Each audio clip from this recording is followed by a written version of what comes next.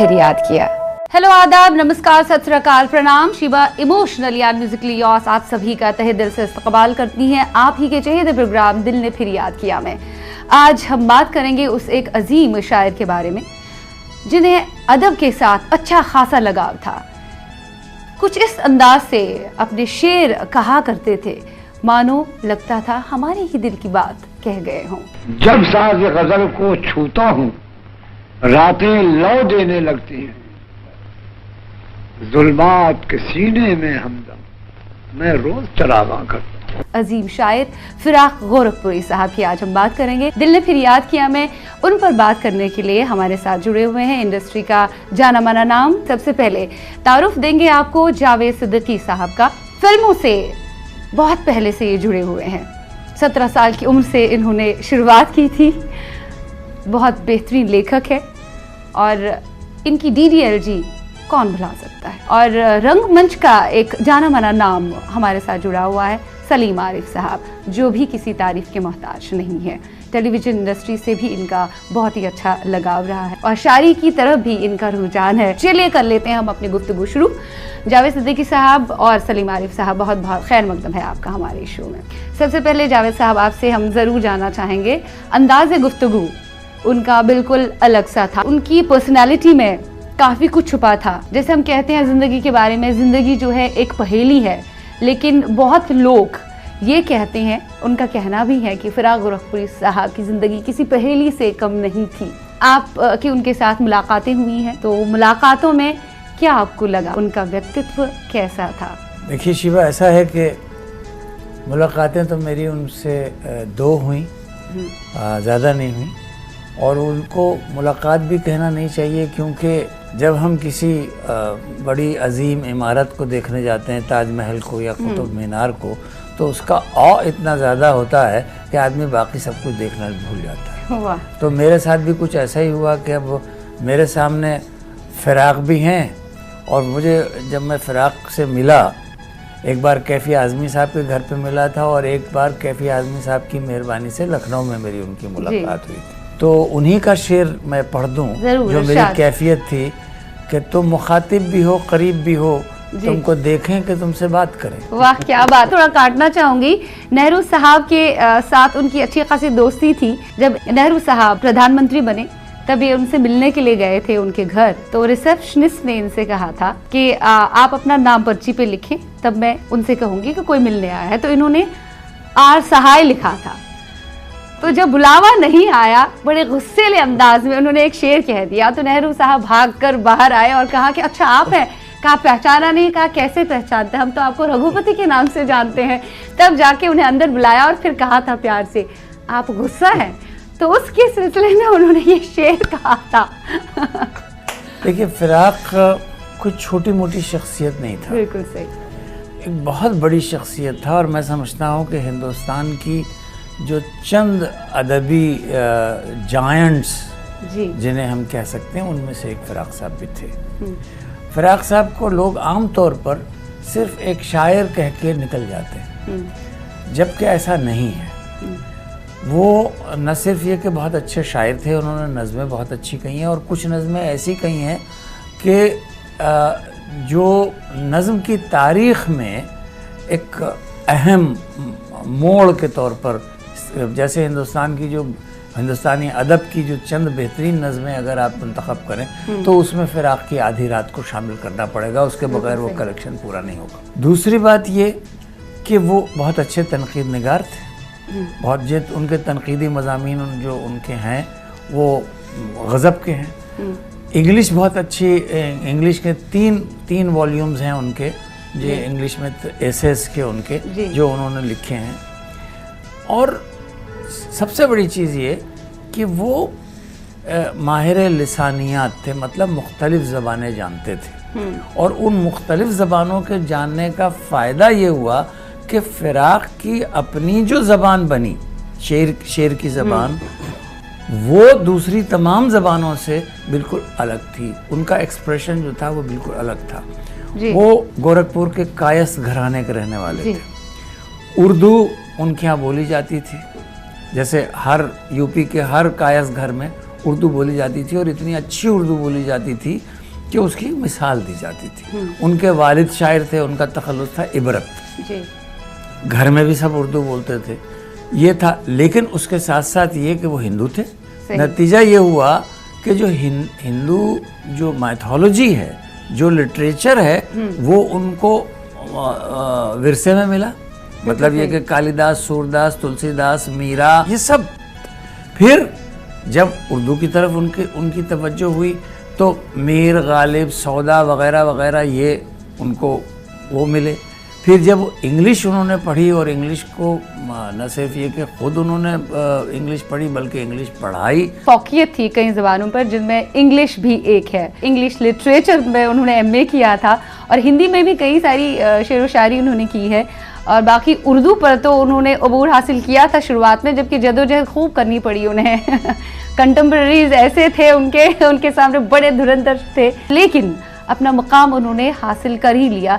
और आपने बीच में जिक्र किया उनकी आधी रात का, कहा कि उनके बारे में अगर बात करनी है, अदब के बारे में, शायरी के बारे में, तो हम आधी रात बुला नहीं सकते। आधी रात पे आने से पहले आपको फिराक का जो पस मंज़र, जो जहनी पस मंज़र में बता रहा था, वो समझना बहुत ज़रूरी है। जी।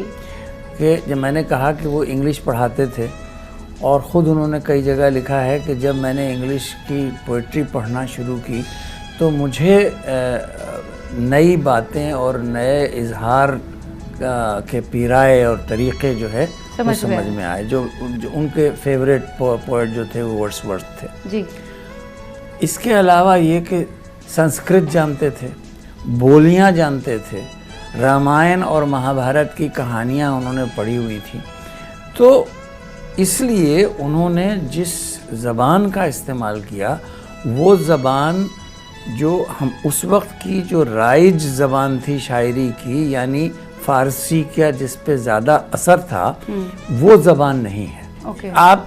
आप अगर देखें तो उस दौर के किसी भी शायर की वो ज़बान नहीं है जो फ़िराक की ज़बान है। फ़िराक की ज़बान में जो हिंदुस्तानियत है, हिंदुस्तानियत से मेरी मुराद है कि वो ज़बान जो हिंदी और उर्दू के मेल जोल से मिली जुली एक ज़बान, जैसे हम गंगा जमनी ज़बान कहते हैं, वो बनी है। और उसकी बहुत ही खूबसूरत मिसाल जो है वो है उनकी नज़्म आधी रात। यस। सलीम साहब सुना सकेंगे? ज़रूर सलीम साहब, आपके पास है तो हम ज़रूर सुनना चाहेंगे और हमारे नाज़रीन भी सुनना चाहेंगे। असल में पढ़ा लिखा आदमी साथ में हो तो फ़ायदा यही है।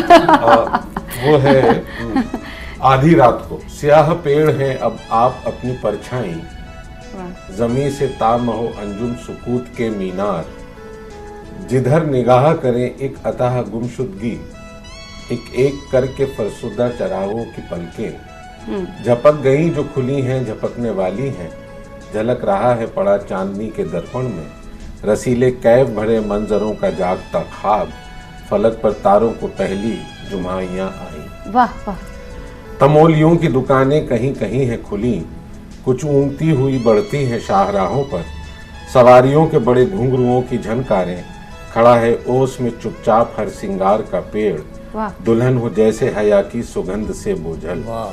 ये मौजे नूर, ये भरपूर, ये खुली हुई रात, कि जैसे खिलता चला जाए एक सफ़ेद कमल, स्याहे रूस हैं अब कितनी दूर बर्लिन से, जगा रहा है कोई आधी रात का जादू, छलक रही है खमे गैब से शराब वज्द, फजाए नीम शबी नर्ग से खुमार आलू, कमल की चुटकियों में बंद है नदी का सुहाग, ये रस का सेज, ये सुकुमार, ये सुकुमल गात, नयन कमल की झपक काम रूप का जादू, ये रस मसाई पलक की घनी घनी परछाई, फलक पर बिखरे हुए चांद और सितारों, चमकती उंगलियों से छिड़के साजे फितरत के, तराने जागने वाले हैं तुम भी जाग उठो। वाह वाह, क्या बात है।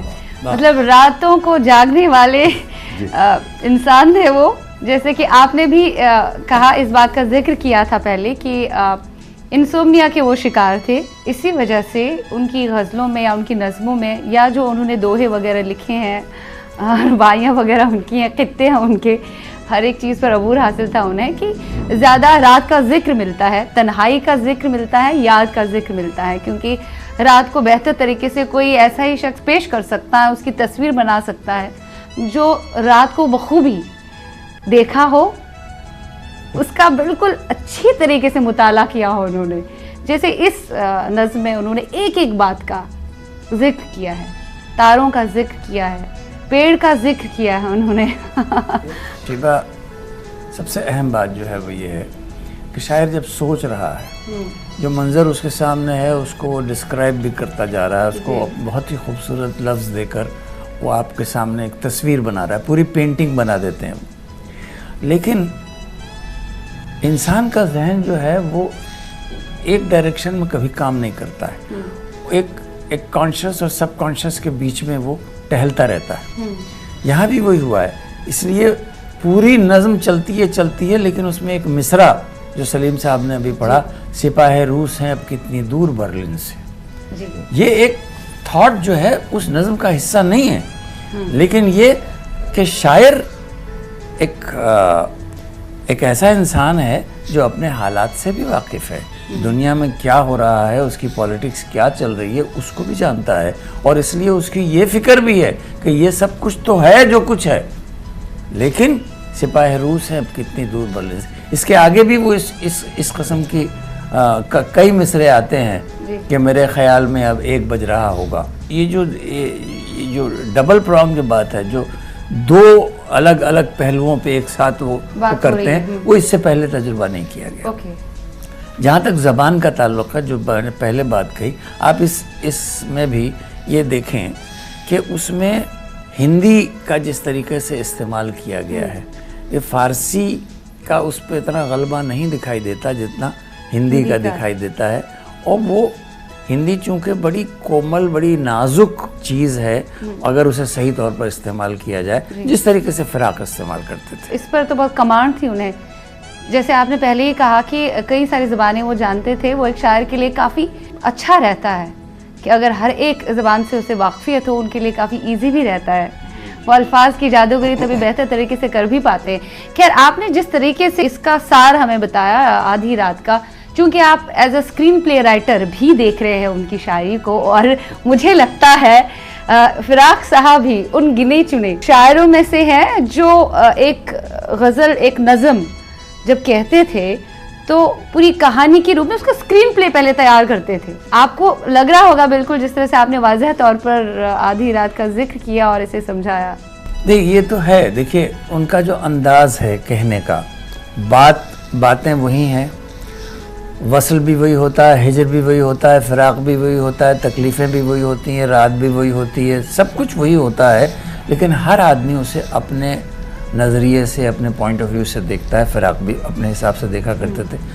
आप ये देखिए कि फ़िराक के जो कंटेम्प्रेरीज थे जी, वो भी कुछ छोटे मोटे लोग नहीं थे। उस ज़माने में हसरत मोहानी थे, उस ज़माने में फ़ानी थे, असगर गोंडवी थे, जिगर मुरादाबादी थे, यास यगाना चंगेज़ी थे। ये वो लोग हैं जिनकी मतलब जो टावरिंग पर्सनालिटीज़ थे।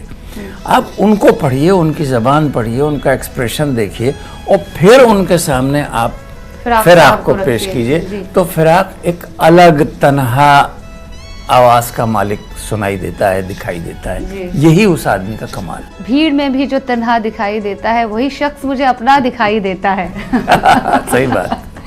खैर, बहुत सारी बातें भी कर ली है, थोड़ा ह्यूमर डालने की इसमें कोशिश करते हैं, क्योंकि आप की गुफ्तगू उनके साथ 2 बार हुई और दोनों बार बड़ा अच्छा तजुर्बा आपका रहा। ये भी मैंने सुना है कि काफ़ी हाजिर जवाब थे, और जब मुशायरे में एक बार उन्होंने शिरकत की थी तब वहाँ कई सारे शोरा हजरात थे, सब अपना अपना बारी बारी कलाम पेश कर रहे थे। तो अब इनकी बारी आई, इनको कुछ जब नहीं रहा था मामला। इन्होंने माइक संभालते हुए सबसे पहले ये बात कही, अभी तक आप सभी कवाली सुन रहे थे, अब शेर सुनिए। नहीं, वो जो मैंने सुना है और जो पढ़ा है फ़िराक साहब के बारे में, कि वो काफ़ी मुँह फट थे, मतलब वो बिल्कुल लगी लिपटी नहीं रखा करते थे कि वो, अब वो कोई साहब मिलने के लिए आए, वो बहुत देखो घंटे भर तक उनसे सियासत पर बात करते रहे।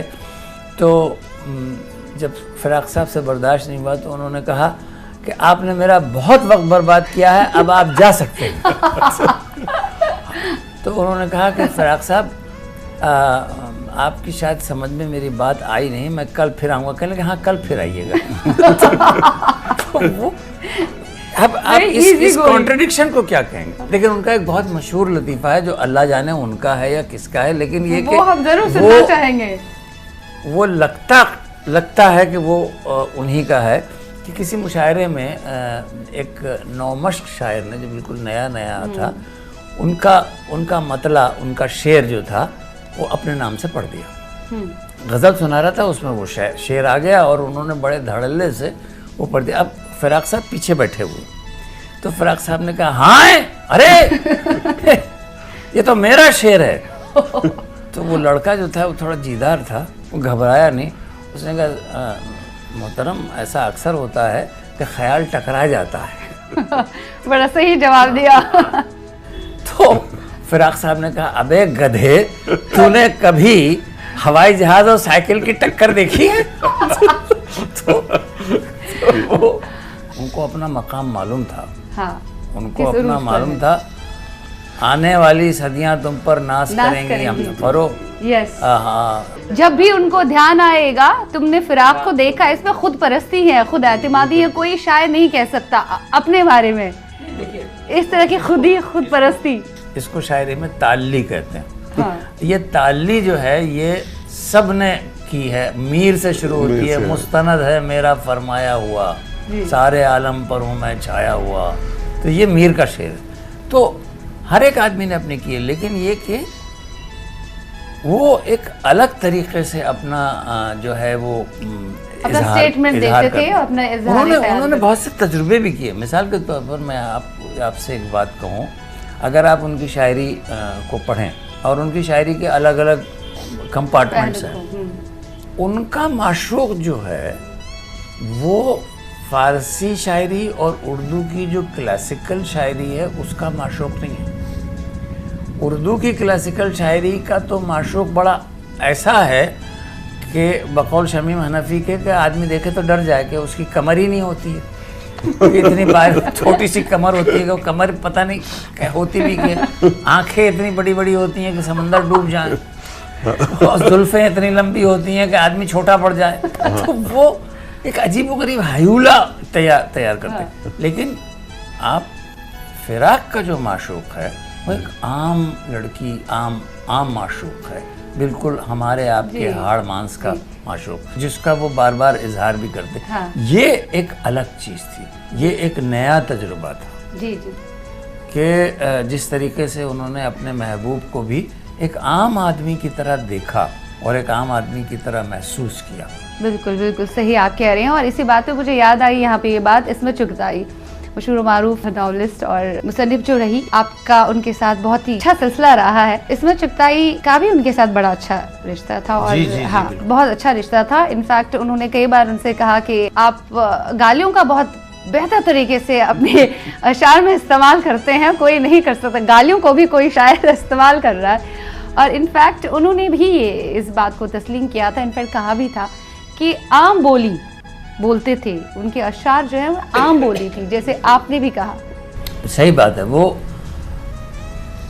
उनसे किसी ने पूछा कि शायरी की ज़बान क्या होनी चाहिए, तो फिराक साहब ने कहा कि शायरी की ज़बान वो होनी चाहिए जो बोलचाल की ज़बान होती है, ताकि एक आम आदमी भी उसे समझ सके, रिलेट कर पाए। हाँ, वो शायरी ही क्या जिसको पढ़ने के लिए आपको डिक्शनरी निकालनी पड़े। ये बड़ा अच्छा है। उन्होंने ये भी कहा था कि वो ऐसी जबान जो 6 साल के बच्चे के समझ में आ जाए। बिल्कुल सही बात। उनका नौकर था पन्ना, तो उनका कहना ये था कि जब कोई शेर पन्ना की समझ में आ जाता है तो मैं समझता हूँ ये बहुत अच्छा शेर। वाह वाह क्या बात है। और हम जैसे दौर का जिक्र किया, आपने भी बात छेड़ी, मुझे दौर याद आ गए। निदा साहब ने भी कहा, निदा फाजली साहब ने भी उनके बारे में यही कहा कि वो हर दौर के शायर थे और हमेशा रहेंगे। एक दौर का शायर नहीं, हर दौर के शायर वो रहे और कोई भी दौर हो उन्हें हमेशा याद किया जाएगा। जबकि उन्होंने ये भी कहा कि गालिब साहब और मीर के बाद अगर तीसरा दर्जा हम किसी को देते हैं, नदन फिराक रफ़ी साहब, गोपीचंद नारंग साहब ने भी वही। जी जी। दर्जा बंदी तो खैर अदब में करनी ही नहीं चाहिए। मजरू का एक शेर है, मैं समझता हूँ कि वो बहुत मुनासिब शेर है यहाँ, कि बेतिशे नज़र न चलो राह रफ्तगां, वो लोग जो गुज़र चुके हैं उनके रास्ते पर अगर चलना है तो नज़र की कुदाल लेके चलना पड़ेगा जी। बेतिशे नज़र न चलो राह रफ्तगां, हर नक्शे पा बुलंद है दीवार की तरह। वाह वाह, बहुत तो खूब। ये जितने लोग गुजर गए हैं इन सब के नक्शे कदम इतने बुलंद हैं, इतने एक दीवार की तरह बुलंद हैं कि आप ये नहीं कह सकते कि साहब ये दीवार ज़्यादा बुलंद है, वो दीवार ज़्यादा बुलंद है, ये ज़्यादा मजबूत है, वो ज़रा छोटी पड़ गई। हर एक की अपनी खासियत है और हर एक अपने एतबार से अपने आप में सक्षम है, पूरा है, मुकम्मल है, हम कह सकते हैं। उसमें एक वजह ये भी है कि फिराक के अपने दौर में जो, जैसा जावेद साहब कह रहे थे कि इतने बड़े बड़े शायर आसपास थे कि उनकी वो पहचान बन नहीं पाई जो अब वक्त के साथ थोड़ी सी जो सही बोल रहे हैं जो आप। पर्सपेक्टिव में जब आप देखते हैं उस अपने दौर में उनको वो मुकाम हासिल नहीं हो पाया जो बाद बाद में, क्योंकि वो वक्त के साथ जब अभी भी नहीं हुआ। अभी भी ईमानदारी की बात यह है कि फिराक अब इस सदी का बहुत बड़ा शायर था जी। लेकिन ये कि फिराक पे उतना काम नहीं हुआ जितने दूसरे शायरों के ऊपर हुआ। जावेद साहब और सलीम साहब, फिल वक्त हमें लेना पड़ेगा एक छोटा सा ब्रेक, अपनी गुफ्तगू को तरह सा विराम देना पड़ेगा। लेते हैं एक छोटा सा ब्रेक, मिलते हैं इस वक्फे के पार और फिराक साहब पर अपनी ये बातें जारी रखेंगे। कहीं मत जाइएगा, stay tuned.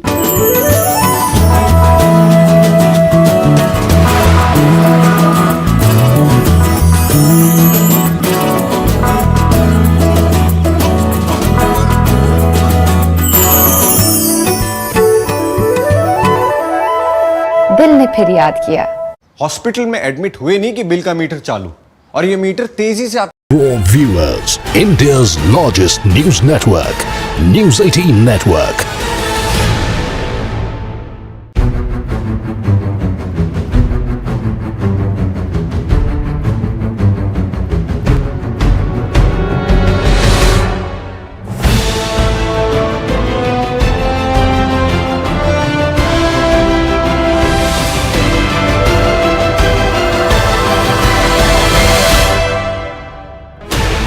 Sixteen channels, 15 languages, 26 states, 1,200 plus reporters, 66.9 crore viewers. India's largest news network, News 18 Network.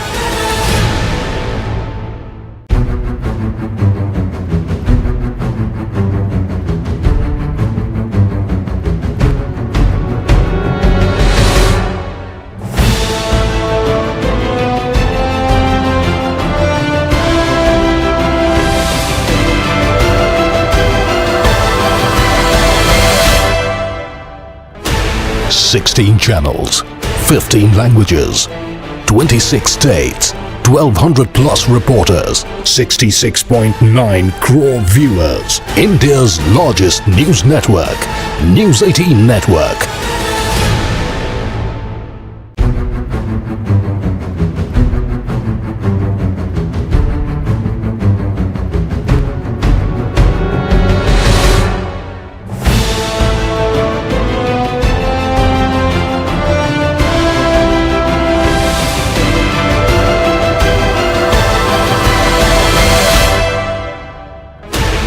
Sixteen channels, 15 languages, 26 states, 1,200 plus reporters, 66.9 crore viewers. India's largest news network, News 18 Network.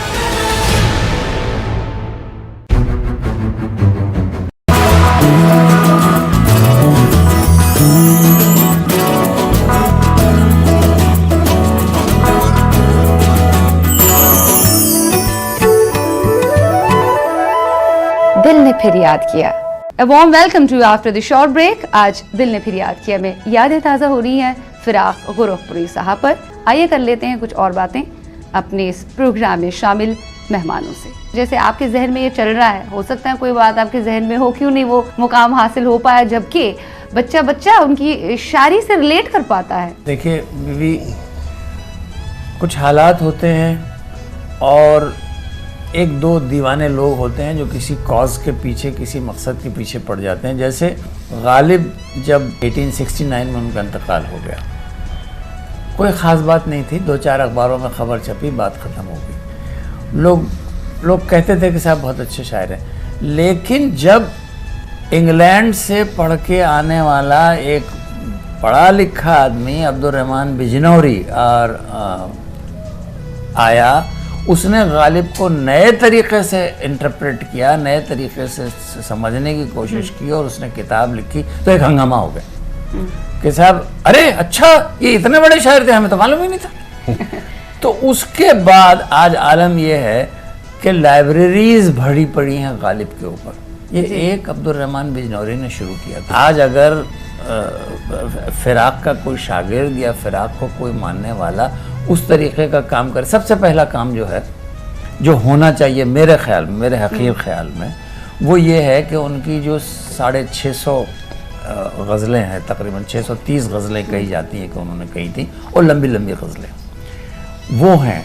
रुबाइयात है, रुबाइयात की 2 किताबें, तो उसका एक बेहतरीन इंतखाब छपना चाहिए और हर ज़बान में छपना चाहिए। इसलिए कि अगर उर्दू की किताब उर्दू में छपती है तो अफसोस की बात है, लेकिन ये कि उर्दू में कम छपती है, देवनागरी में छपती है तो लाखों की तादाद में छपती है। तो फराक को लोगों तक पहुंचाने का सही तरीका जो है वो ये है कि आप उसको इंतखाब करें, लोगों को समझाएं कि साहब फराक क्या था, और फिर उसके बाद उसको उन ज़बानों में, रोमन में, देवनागरी में, बाकी ज़बानों में भी शाया की जाए। Exactly. बिल्कुल सही। तबीयत उनकी थोड़ी अलग थी, अंदाज़े गुफ्तगू जुदा सा था, गुस्सेले भी बहुत थे, हर तरह की अदायगी उनमें थी।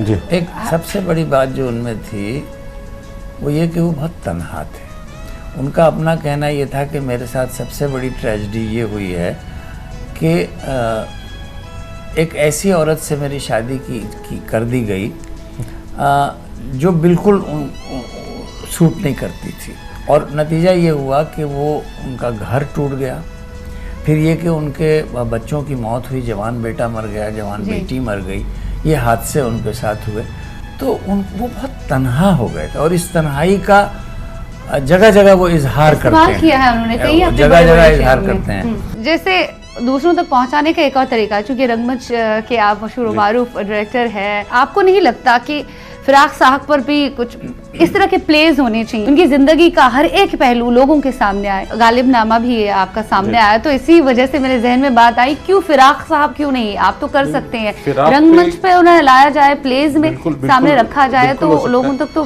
पहुंचे। फिराक साहब के साथ ये हुआ, हम लोगों ने एक कहकशां में 2 एपिसोड्स भी किए थे उन पर, और स्टेज पर भी किया जाना चाहिए, और उनको लोग गाते हैं अपनी अपनी तरह से, ये तो आपको पता ही है। सिर्फ ये कि प्ले की शक्ल में करने के लिए जिस तरह की राइटिंग और जिस तरह का सजावट चाहिए पूरी शख्सियत को जस्टिफाई करने के लिए, वो हमको उसमें से 2 या 3 पहलू लेकर ही बनती है बात, अदरवाइज वो डॉक्यूमेंट्री हो जाता है। आप सब चीज़ें अगर, क्योंकि फिराक साहब को अगर आप देखें तो उन्होंने एस्थेटिक्स पे बहुत लिखा है, यानी शायरी को डिफाइन बहुत अच्छी तरह से, उर्दू शायरी को उन्होंने किया, और उसकी क्या समझने के क्या पहलू होने चाहिए, जो जमालियात जिसको हम बोलते हैं, उस पर बहुत काम किया है इन्होंने वर्ल्ड व्यू यानी फॉरेन लैंग्वेजेस के कॉन्टेक्स्ट में उर्दू को देखा, उर्दू शायरी को देखा।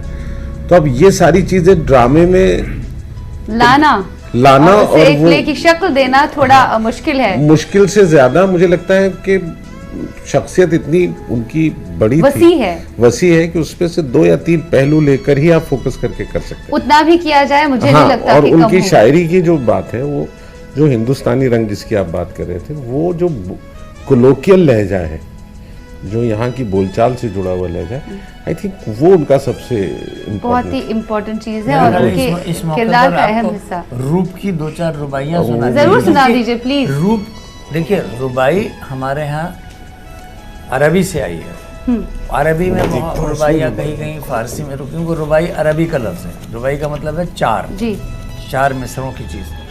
अब फारसी में बहुत अच्छी रुबाइयाँ कही गई, दूसरे लोगों ने भी हिंदुस्तान में कही है, लेकिन ये कि जो फिराक ने कही है, फिराक ने एक हिंदुस्तानी घर, एक हिंदुस्तानी औरत, एक टिपिकल हिंदुस्तानी माहौल, चूल्हा, चक्की, रोटी, सब का इस्तेमाल किया है, और उनकी लैंग्वेज, ये एक्सप्रेशन आपको किसी दूसरी जबान में नहीं मिलेगा। एक जानिसार के यहाँ मिलता है थोड़ा बहुत, लेकिन अब मैं नहीं कह सकता कि कौन किससे इंस्पायर हुआ था? जी देखिए, इसमें जैसे ये है, जी हाँ, रक्षाबंधन की सुबह रस की पुतली, छाई है घटा गगन पे हल्की हल्की, बिजली की तरह लचक रहे हैं लच्छे, भाई के हैं बांधती चमकती राखी। वाह वाह, तो ये राखी पर उनकी एक है। या जब रात गए सुहाग करती है निगाह, दिल में शबे माह के उतरती है निगाह, रत्नार नयन से फूटती हैं किरणें, या कहकशां की मांग भरती है निगाह। अब देखिए उन्होंने अपने अशार में उर्दू और हिंदी दोनों का इस्तेमाल किया है और कितनी बाकायदगी देखिए, से।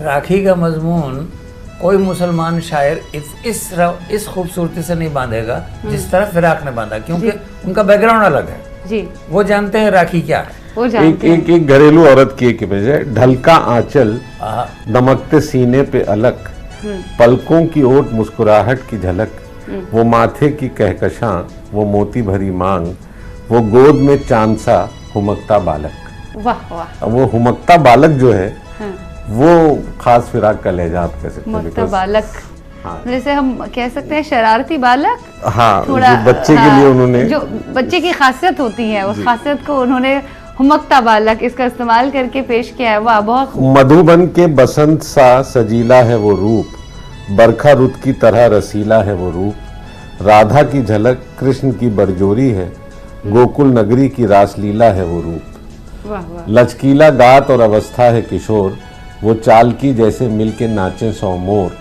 कूक उठती है कोयले वो काली जुल्फें, मुंह तकता है चंद्रमा के धोखे में चकोर, वाह, प्रेमी को बुखार खुल नहीं सकती पलक, वाह। बैठी है सिरहाने मान मुखड़े की दमक, जलती हुई पेशानी पे रख देती है हाथ, पड़ जाती है बीमार के दिल में ठंडक। वाह वाह, क्या बात है, बहुत खूब। मेरा ख्याल है परवीन शाकिर ने ये ख्याल यहीं से लिया था। जी उसने वो तपती हुई इंस्पायर हो पेशानी गए पे थे जब इससे। हाथ रखा, रूह तक आ गई तासीर मसीहाई की। हम ये कह सकते हैं कि फिराक साहब की शायरी इतनी अजीम है, अदबी और सकाफती शायरी दिखती है। जो भी समाज में हो रहा है उसकी अक्कासी उन्होंने अपने अशार में की है। तजुर्बों से काफी कुछ सीखा था, उन्होंने बयां किया है अपने अशार में। फिक्रमंद थे काफी समाज को लेकर। थिंकर पोएट जिसे बोलते थिंकर हैं। हम कह सकते हैं कि शायरी का आफताब रहे हैं फिराक गोरखपुरी साहब। नो डाउट, फिराक के तनकीदी मजमून आप पढ़िए, जिस तरीके से उन्होंने उर्दू अदब को समझने की कोशिश की है, उर्दू नज़्म को समझने की कोशिश की है और समझाने की कोशिश की है, वो दूसरे तमाम जितने भी नक्कात थे उस ज़माने के उनसे बिल्कुल अलग है। दूसरी चीज़ ये कि एक अजीब चीज़ थी उस शख्स के अंदर, और वो ये थी कि वो जो कह रहा है उसका मतलब जानता था वो, और एक खुलूस था उस आदमी में। मैं आपको एक मिसाल दूं। आप थोड़ी देर पहले आपने कहा था कि मेरी उनसे मुलाकातें हुई। पहली मुलाकात तो कैफी साहब के यहाँ जब वो आए हुए थे तो मैं सिर्फ दर्शन करने के लिए गया, और वो इतने सारे लोगों में और इतने बड़े बड़े लोगों के बीच में घिरे हुए थे कि मेरी हिम्मत ही नहीं हुई आगे उन जाने तक की। पहुंचने। मैं अपना पीछे खड़ा रहा और उनको देखता रहा और फिराक साहब की फुलझड़ियाँ छोड़ती हुई बातें सुनता रहा। लेकिन एक मुलाकात उनसे लखनऊ में हुई, वो भी कैफी साहब की मेहरबानी से हुई, उन्होंने बुला लिया था। तो वहाँ सब और भी शायर थे, शेर सुना रहे थे। कैफी साहब ने कहा कि जावेद तुम भी तो शेर कहते हो, तुम भी कुछ सुनाओ। तो मैंने एक नज़्म सुनाई। तो वो नज़्म सुनने के बाद फिराक साहब ने मुझे एक नसीहत की थी।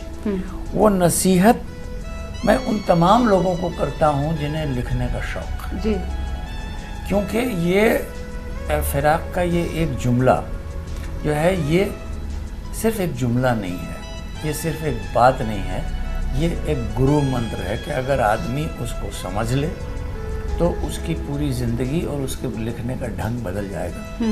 उन्होंने जब मेरी नज़्म सुनी तो मुझसे कहा आपको एक नसीहत करें। मैंने कहा जी फरमाइए। कहने लगे लफ्ज़ों को बहुत गौर से सुनिएगा, जी, लफ्ज़ों को एहतियात से बरता कीजिए। अब लफ्ज़ बरतने पर गौर कीजिए। जी, लफ्ज़ों को एहतियात से बरता कीजिए, इनमें जान होती है। वाह, अब जान डालने वाले शायर लोग ही होते हैं। देखिए, अगर आप लफ्ज़ों को इस ये हैसियत दे दें और ये आपकी समझ में आ जाए कि ये बेजान चीज़ें नहीं हैं, ये आपके मिट्टी के या लकड़ी के खिलौने नहीं हैं, जिनसे आप खेलने के लिए आपने जमा कर लिया, बल्कि ये एक जानदार चीज़ है। तो आपका पूरा attitude towards the language change हो जाएगा। बिल्कुल सही। और मेरे साथ तो यही हुआ।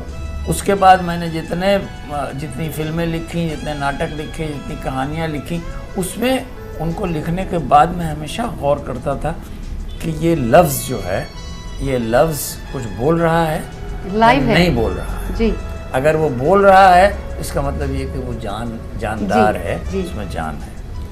ये फिराक का एक ऐसा एहसान है कि जिसे मैं न सिर्फ ये कि वो मेरे ऊपर एहसान है, बल्कि वो तमाम लोग जो इससे फ़ायदा उठाएंगे उन पर एक एहसान। जी बिल्कुल सही है। फिराक गोरखपुरी साहब की शायरी हम सब की ज़िंदगी पर एहसान है, सदियों तक उन्हें याद किया जाएगा। हम उम्मीद करते हैं और कोशिश करते हैं कि उन पर कुछ ना कुछ ऐसा हो कि हर एक व्यक्ति, हर एक फर्द तक वो पहुँचे, उनकी शायरी पहुँचे। मैं अब चाहती हूँ इस माहौल को थोड़ा म्यूज़िकल किया जाए थोड़ी मौसीकी इसमें डाल दी जाए, और हमारे दिल ने फिर याद किया में एक और शख्सियत हमारे साथ जुड़ने वाली है, तो हम उनसे कुछ गज़लें सुनेंगे। सलीम साहब, आपका शुक्रिया अदा करना चाहिए। जावेद जी, आप यहीं पे रहेंगे। मैं चाहती हूँ कि आपकी दाल होनी चाहिए उस दाल का अंदाज ही कुछ और है।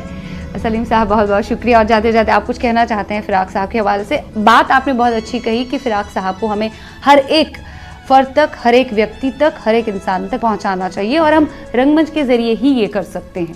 क्योंकि रंगमंच से आप जुड़े हुए हैं, तो इसलिए मैं चाहती हूँ कि आप जाते जाते कोई एक आध बात जो आप कहना चाहते हैं। मुझे लगता है कि फिराक साहब पे जैसे गालिब पे एक टेलीविज़न शो बनाया था, आई थिंक फिराक साहब पर भी एक टेलीविज़न शो बन सकता है, और अब तो बहुत सारे ज़रिए हो गए।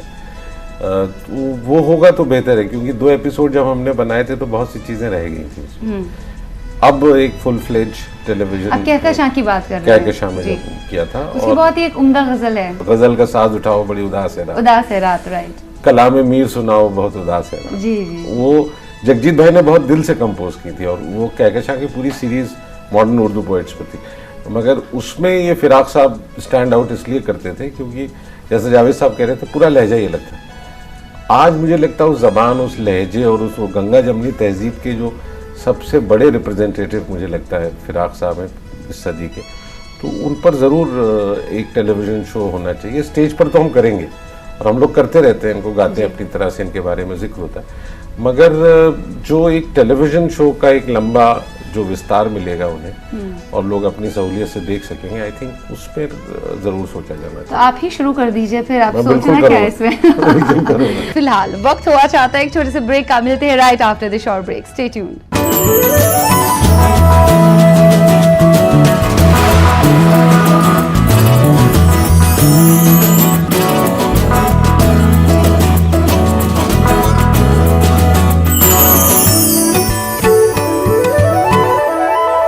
दिल ने फिर याद किया, कल को अगर आप नहीं रहे तो बच्चों के स्कूल की फीस, घर का खर्चा कौन? 6 states, 1200 plus reporters, 66.9 crore viewers. India's largest news network, News 18 Network.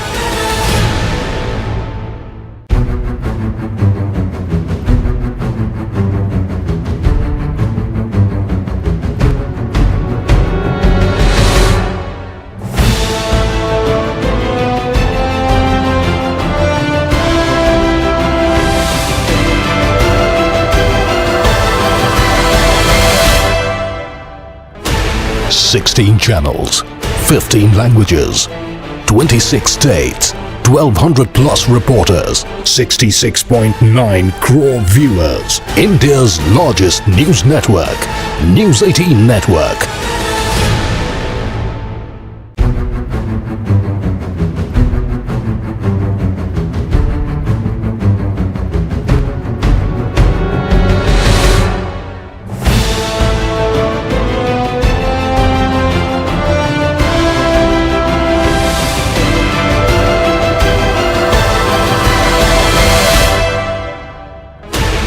Sixteen channels, 15 languages, 26 states, 1200 plus reporters, 66.9 crore viewers. India's largest news network, News 18 Network.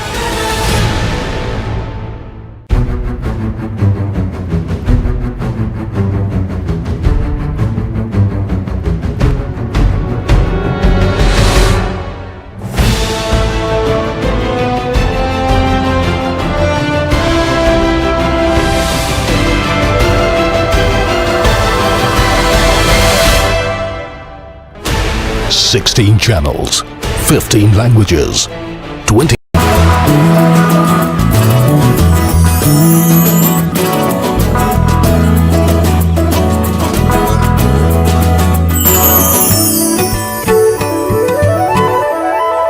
दिल ने फिर याद किया, मुद्दतें गुजरी तेरी याद भी ना आई हमें, और हम भूल गए हो तुम्हें ऐसा भी नहीं।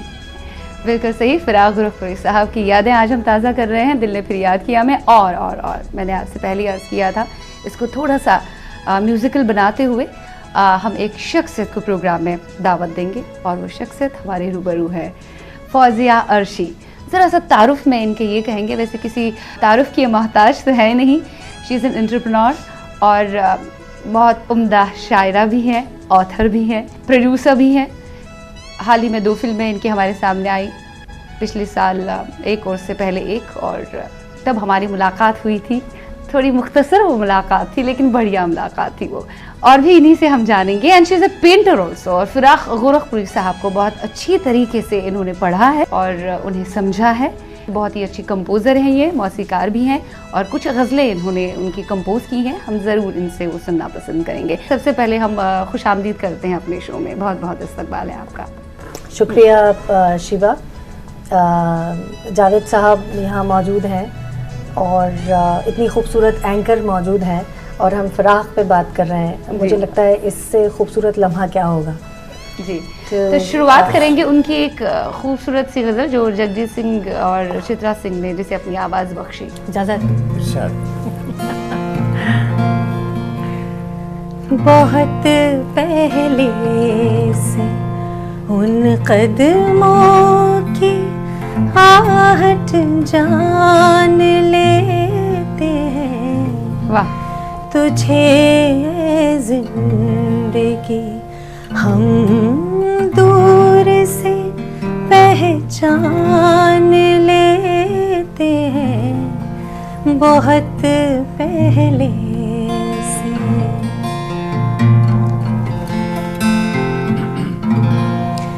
तबीयत अपनी घबराती है जब सुनसान रातों में।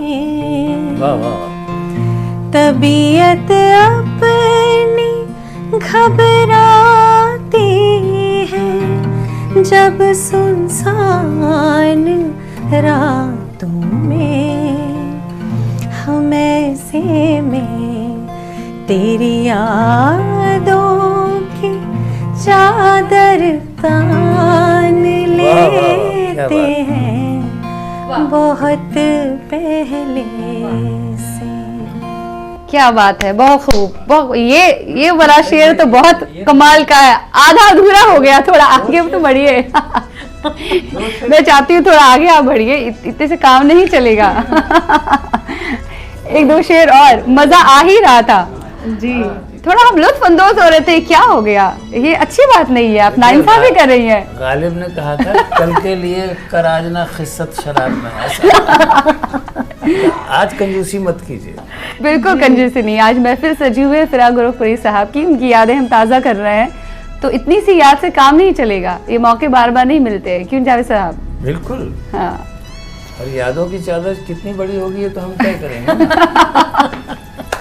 जी हाँ, तो चले आगे बढ़े।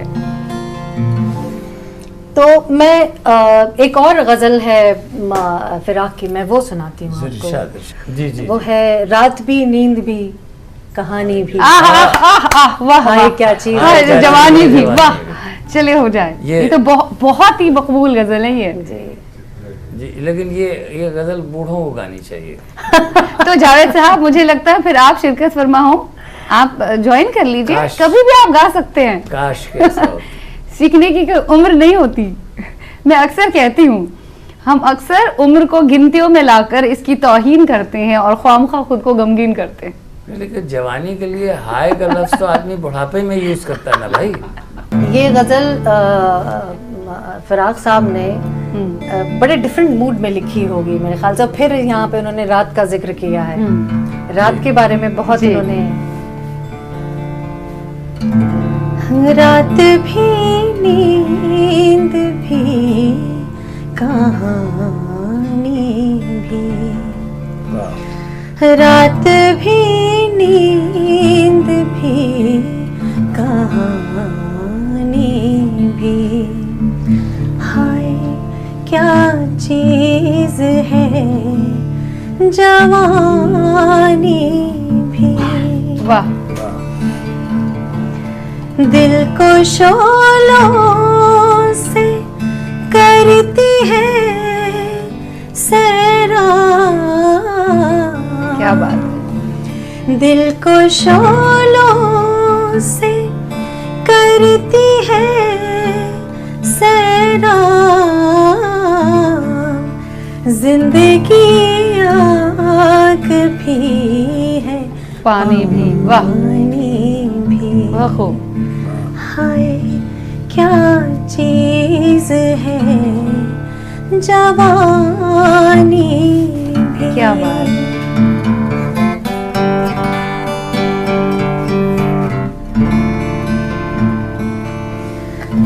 पास रहना किसी का रात की रात, वाह वाह, पास रहना किसी का रात की रात, मेहमानी भी मेजबानी वाह वाह, क्या बात।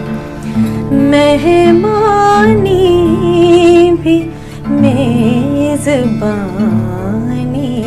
भी, हाय क्या चीज है जवानी भी। क्या बात है, बहुत खूब, बहुत खूब, बहुत मज़ा आया। कमाल, बहुत अच्छी शायरी, अच्छा कलाम, अच्छा संगीत, अच्छी आवाज़। क्या बात। साथ में सुनने वाले कहने मेरा जिक्र किया ही नहीं। अरे जावेद साहब, तारीफों के लिए थोड़ा वक्त तो दे दीजिए। नहीं, मौके से फायदा उठा लेना चाहिए। बिल्कुल। जी, इरशाद। बहुत बहुत अच्छा, आपको दाद भी मिल रही है। वाकई में आप दाद की मुस्तहिक हैं फौजिया। बहुत बहुत अच्छा। आवाज बहुत अच्छी। एक गजल गायक साथ हो, बहुत ही खूबसूरत कलाम हो, वो भी फिराक गुरुपुरी साहब का। आपने बहुत माहौल को दिलकश कर लिया। क्या कह रहे हैं आप जावेद साहब, एक और कलाम हो जाए फिराक गुरुपुरी साहब का? नहीं, मैं तो पूरी शाम सोच के आया था सुनता रहूंगा, लेकिन ये कि फौजिया के ऊपर है, एक कम से कम एक गजल चलते चलते और सुना दीजिए। जी जी, चलते एक और गजल। हाँ, तो शिबा, ये गजल मैंने खुद कंपोज की है वाह क्या बात है, कमाल। फिराक साहब की, तो वो मैं आप दोनों को सुनाती हूँ और वैसे तमाम सुनने वालों को। फौजिया, ये जरूर आपसे सवाल पूछना चाहेंगे जी, इतने सारे काम कैसे आप कर पाती हैं? कंपोजिंग भी, पेंटर भी हैं आप, एंटरप्रेन्योर भी हैं आप ऑथर भी है, पोएट भी है, बड़ी कंपनी संभालती है आप। उस सब का फ्यूल जो है मुझे मेरे म्यूजिक से मिलता है। वाह क्या बात, सो नाइस। म्यूजिक जो है फाइन ट्यून कर देता है दिमाग को, और अगर आप उस दिमाग को समझना चाहें तो समझ के उसको कई सारे कामों में आप यूटिलाइज कर सकते हैं। बिल्कुल सही है, आपको फोकस्ड रखता है। फोकस रहता है। चले कम ऑन।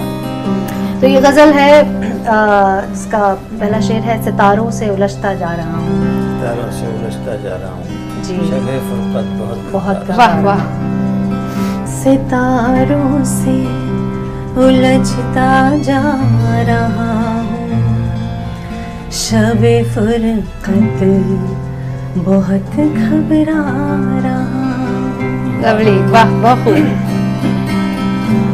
सितारों से उलझता जा रहा हूँ, शबे फुरकत बहुत घबरा रहा हूँ।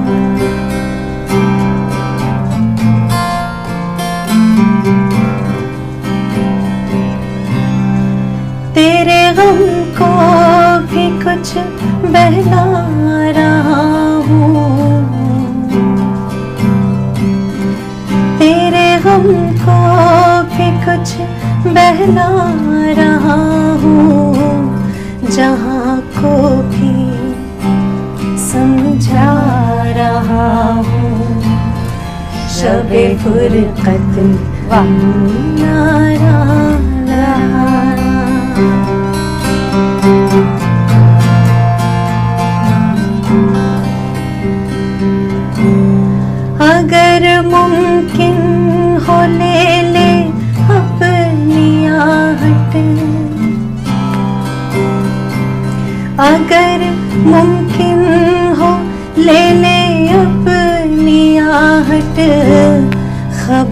दो हुस्न को मैं आ रहा हूँ, वाह वाह वाह। खबर दो हुस्न को मैं आ रहा हूँ, सितारों से उलझता जा रहा हूँ, शब-ए फुरकत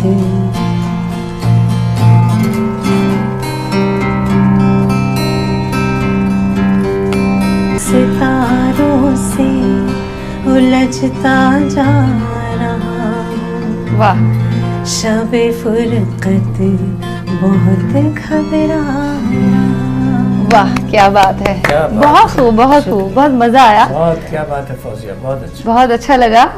आप इस प्रोग्राम का हिस्सा बनी और दादो तहसीन आपको हासिल हुई, स्पेशली जावेद सिद्दीकी साहब खुशनसीबी हमारी से। जावेद साहब। नहीं, जीती रही है, बहुत अच्छा जीती। फिराक साहब पर जितनी भी बातें की जाए कम है। फिल वक्त हमें आपका बहुत बहुत शुक्रिया अदा करना पड़ेगा। Thanks a lot Fauzia show में शामिल होने के लिए, बहुत बहुत शुक्रिया जावेद साहब। वक्त इजाज़त नहीं दे रहा है क्योंकि वक्त जो है वो हमेशा यही कहता है कि मैं दीवारों पर रेंगता रहता हूँ, हाथों से फिसलता जाता हूँ, इसलिए मुझे मुट्ठी में कैद करने की कोशिश मत कर लो। तो हम भी वक्त के साथ ही चलते हुए आज के प्रोग्राम से इजाज़त चाहते हैं। बहुत बहुत शुक्रिया आप सभी का। जावेद साहब बहुत शुक्रिया, फौजिया बहुत शुक्रिया। उम्मीद करती हूँ आज का दिल ने फिर याद किया आपको बेहद पसंद आ गया होगा। लिखिएगा ज़रूर shiva.lateef@nw18.com पर। फिल वक्त इतना ही। Take good care of yourself, be emotional at the same time musical. खुदा हाफिज। एक नई याद लेकर हाजिर हो जाएंगे।